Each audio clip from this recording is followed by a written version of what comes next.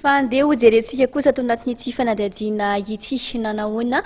ny zava-nisy teto andrenivohitra amin'ny ankapobeny raha ny fantatra aloha dia ny lamina ny tanànana Antananarivo nandritran'izay famoahana tamin'ny fomba ofisialy ny voka-pifidianana izay nataony CES izay nisy kosa ny korotana izay nahina ny tranga mofo-tsetsy amin'ny Magro Behoririka Vasaingy voafehy ny mpitandro ny filaminana izany raha ity fanadihadiana hoentina ity. Amin'ny ankapobeny dia lamina ny tanàna Antananarivo nandritra ny famoahany fitsarana manokana amin'ny sahanan'ny fifidianana na ny CES ny valim-pifidianana filoham-pirenena ofisialy araka ny nambaran'ny mpitandro ny filaminana.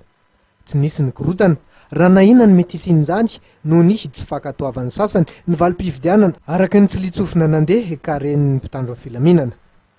Nilaza kosa nefa mpitandro ny filaminana fa niteny amin'ny kianjan'ny Magro Behoririka toerana fivorian'ireo pomban'Andriamatoa isany Ravalomanana Marc sy Jean-Louis Robinson no saika nisy korotana noho ny tsy fankatoavan'izy ireo ny valim-pifidianana avoakan'ny CES ka nampandresan'Andriamatoa Rajonary Mampianina hery